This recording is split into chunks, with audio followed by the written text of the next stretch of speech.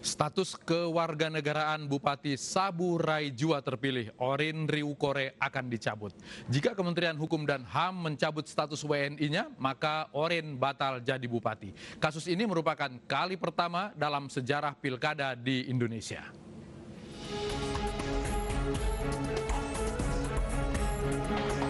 Setelah polemik kewarganegaraan ganda Bupati Saburai Jua terpilih mencuat, Orien Patriot Riwukore muncul ke publik. Orien menemui Kapolda Nusa Tenggara Timur, Irjen Pol Lotaria Latif, untuk menjelaskan status kewarganegaraannya. Orien menegaskan dirinya tak pernah melepaskan status warga negara Indonesia, meskipun bekerja di Amerika. Status kewarganegaraannya Bapak seperti apa, Pak? Saya minta maaf semua. Ya, saya minta maaf semua. Ya, kalau dengan warga negara itu apa sudah ada yang ngurus proses begitu. Sementara dalam rapat bersama dengan KPU, Bawaslu, serta aparat daerah NTT, Kemendagri akan mempertimbangkan saran dari Bawaslu untuk menunda pelantikan Bupati terpilih Orien Patriot Riwukore. Kemendagri juga akan mengkonfirmasi kepada pihak otoritas terkait status kewarganegaraan Orien Riwukore. Polemik yang terjadi di Saburai Jua, ini Bawaslu mengusulkan kepada KPU untuk dilakukan penundaan pelantikan. Tentunya usulan Bawaslu ini menjadi bahan bagi kami kepada pimpinan Bapak Menteri agar bisa Bapak Menteri nanti mengambil keputusan yang tepat.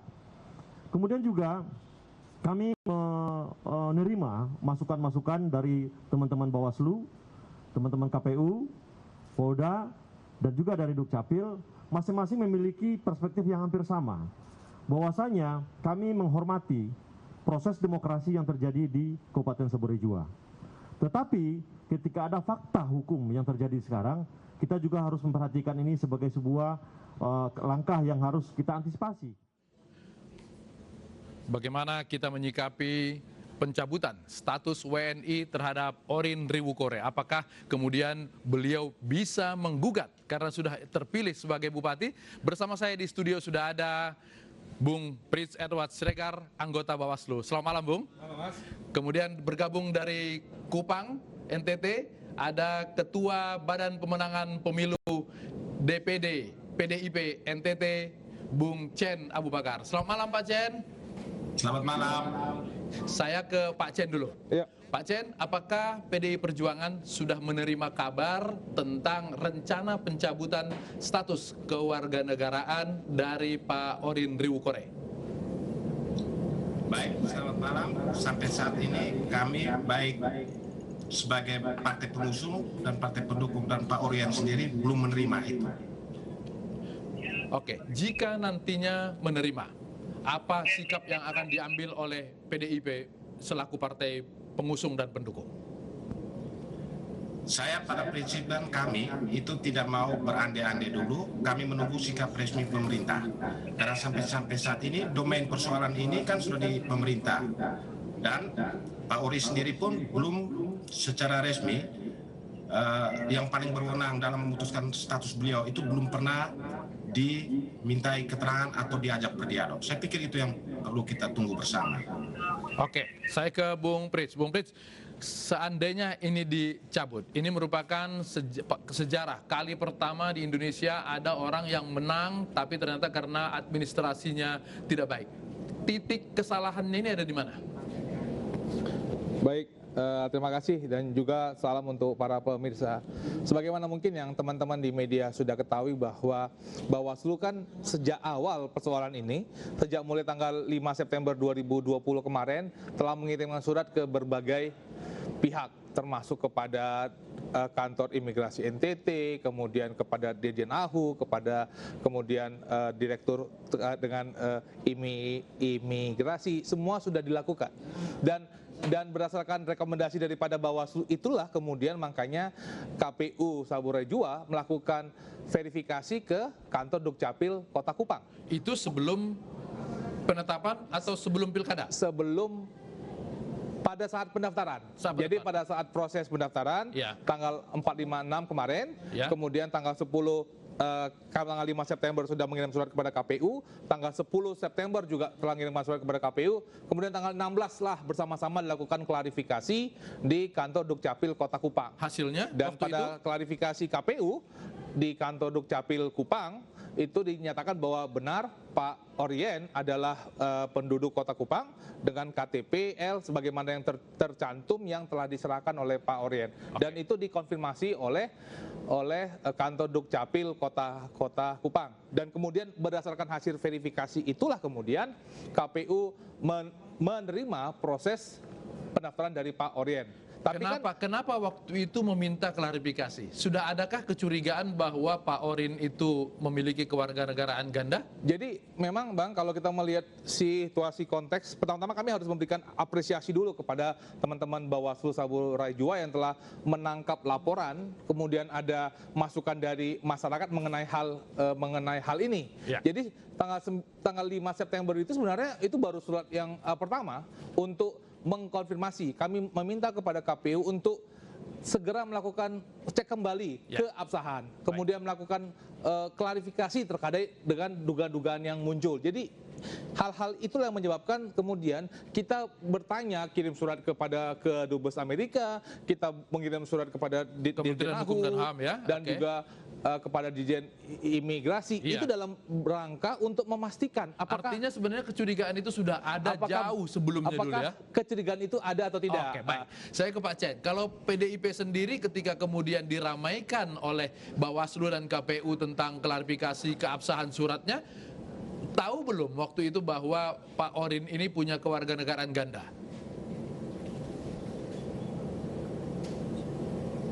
Halo Pak Chen?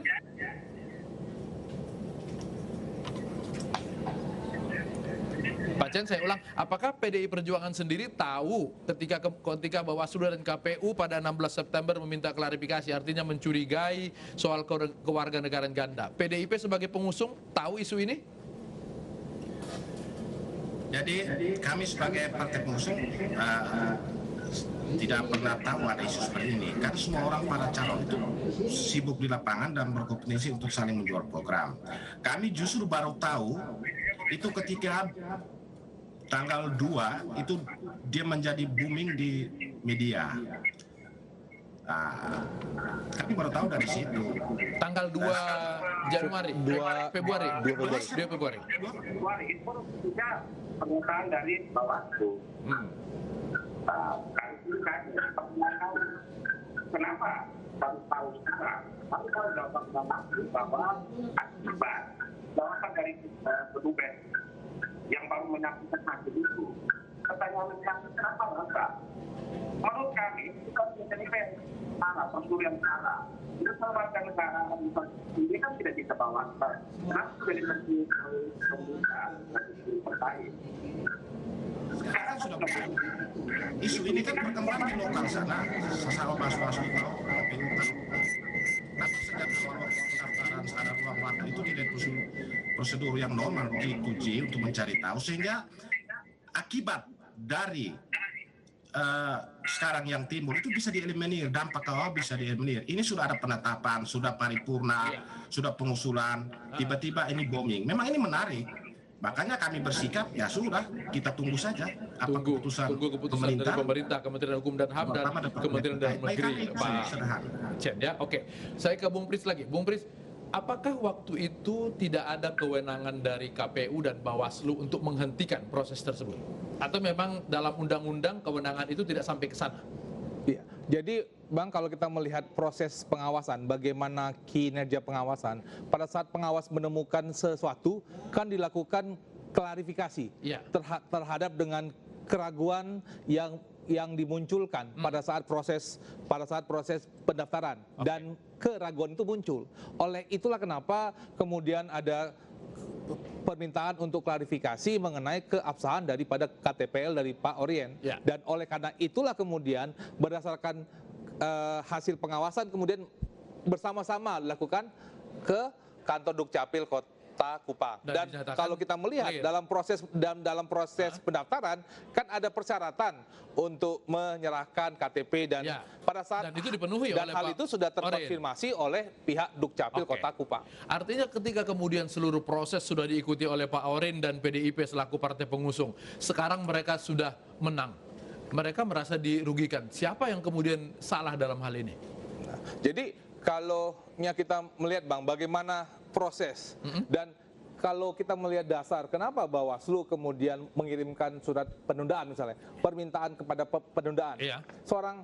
Sebagai seorang penyelenggara negara, kita kan dalam bertindak kan harus cermat, Ya. harus taat ajas, Jangan merugikan orang lain. dan tidak untuk merugikan Iya. orang lain, harus lebih berhati-hati, taat kepada prosedur yang ada. Iya. Jadi kita melihat dari hasil surat yang kami dapatkan dari Kedutaan Amerika pada tanggal 1 Februari 2021, itulah kemudian dasar kami untuk mengirimkan surat. Sebelum kita lantik, sebelum kita mengambil tindakan sesuatu yang tidak seharusnya, mari kita lakukan klarifikasi Klarifikasi lebih ulang lanjut berarti ya? untuk hal-hal Oke. berikut itu.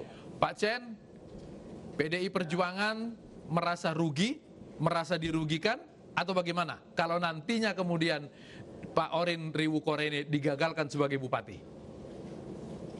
Bagi kami sederhana, kami tetap tidak merasa ini bahwa rugi atau untung. Yang kami harapkan prosedur itu betul-betul dilakukan fair, terbuka. Ini seolah-olah Pak Ori ketika ada persoalan ini, ya penyebab utama persoalannya adalah dia. Saya tidak mau menyalahkan KPU, saya tidak mau menyalahkan Bawaslu. Tapi coba kita giring ini kepada mekanisme yang normal antar pemerintahan. Ini kan tidak menyangkut hanya pemerintah Indonesia. Ya. Ada aturan di sebelah juga pemerintah sebelah. Pertanyaan kami dari orang kampung ini sederhana saja. Apakah mekanisme yang sudah dilakukan pengklarifikasian Pak Ori ini benar? Semua ini kan hanya memegang surat elektronik. Sampai saat ini Pak Ori tidak pernah terima surat itu. Saya tidak tahu penyelenggara pemilu atau pemerintah yang berwenang sudah terima surat resmi. Kita semua tidak tahu. Ini kan semua ini hanya tahu dari media. Pak Ori itu hanya diambil keterangan secara baik-baik bersifatnya dialog oleh Pak Dirjen Kependudukan dan yang kedua oleh pihak kepolisian. Pak Kapolda dengan baik-baik mengajak dialog lewat 2 dir dan Pak Kapolda sendiri. Jadi mekanisme yang tentang Pak Ori ini diperoleh lewat media semua. Pak Ori Merasa selalu dirugikan bersama-sama berarti ya. saya. Saya ke Pak Pris lagi. Pak Pris meminta penundaan. Rezim pilkada, orang yang sudah menang harus dilantik. Ini ada aturan kewarganegaraan yang dilanggar. Apa yang harus diterima oleh Pak Ori? Ya, Biar jadi haknya bisa diperoleh. Jadi kalau kita melihat dalam aturan pilkada, kan ada pasal mengenai pelantikan Ya. yang itu diatur dalam pasal 164 ayat 4 daripada Undang-Undang Pilkada. Tapi kan begini, kalau kita melihat diskusinya agaknya sedikit lebih besar sedikit ya, Ya. misalnya. Pertanyaan yang pertama misalnya, apakah seorang calon kepala daerah yang sudah ditetapkan oleh KPU itu dapat dibatalkan atau tidak? Itu kan satu dia punya pertanyaannya. Oke. Kemudian apabila dapat dibatalkan, siapa yang dapat membatalkannya? KPU, Bawaslu, atau Mendagri? Kementerian Dalam Negeri, oke. Iya kan? Oke. Terus sama yang ketiga, kalaupun misalnya dia dapat dibatalkan, kemudian apakah yang dibatalkan hanyalah si bupati saja atau wakil Pasangannya. bupatinya? Jadi Oke. ini kan masih punya pertanyaan-pertanyaannya gitu loh. Baik. Dan juga jangan lupa ada pasal 78 daripada Undang-Undang 32 tahun 2004 mengenai pasal 78 dari Undang-Undang 23 tahun 2014 yang mengatakan bahwa kepala daerah atau wakil kepala daerah dapat diberhentikan karena penggunaan dokumen atau keterangan palsu saat pendaftaran. Keterangan palsu di situ bacaannya. Nah, dan itu juga karena putusan pengadilan. Jadi kan Jadi harus ke pengadilan ya? jadi kalau kita lihat diskusinya ini Bang, jadi kita bisa melihat apakah adakah pelantikan, kemudian karena ada pelantikan, kemudian ada proses yang dilanggar, proses yang di mana dia tidak dilantik, atau dia dilanggar, kemudian dia diberhentikan. Atau Itu putusannya ada di mana? ini kita masih itu putusannya masih ada di Kementerian Dalam Negeri. Atau kemudian dia punya alternatif kedua. Kita menggunakan pasal 164 ayat 4 di mana tidak dapat dilantik karena berhalangan tetap. Kenapa? Karena dia berhalangan tetap, karena dia bisa saja karena warga negara bukan warga negara Atau di Indonesia. kewarganegaraan ganda. Jadi kan ada alternatif hal yang mungkin Masih terjadi. banyak yang terjadi ya. Cuma, Oke. tapi bolanya itu ada di Kementerian Dalam Negeri berdasarkan fakta-fakta hukum yang akan dapat diterima oleh Kementerian Dalam Negeri. Oke, baik, saya ke Pak Chen. Pak Chen, tadi Bapak Chen saya agak ini bilang, saya ini orang kampung gitu. Apa harapan Bapak supaya kasus ini berakhir dengan baik-baik? Bagaimana Pak? Apa harapan PDIP terhadap kasus ini supaya berakhir dengan baik, tidak merugikan siapapun? Kalau saya sederhana saja harapan kami. Kami ini kan karena urusan ini sudah masuk domain pemerintah, Bawaslu. Mari kita tunggu siapa yang paling berwenang memutuskan status Pak Ori ini. Yang kedua, kami menghimbau semua pihak untuk tahan diri betul.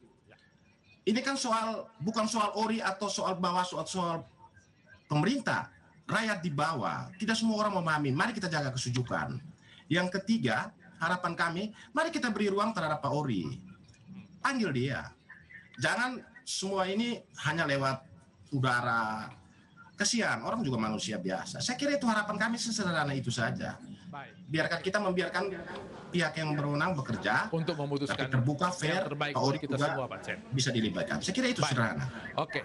Pak Chen Abu Bakar dari Kupang dan juga Bung Frits Edward Siregar dari Bawaslu ada di studio. Terima kasih sudah bergabung di iNewsroom. Siap.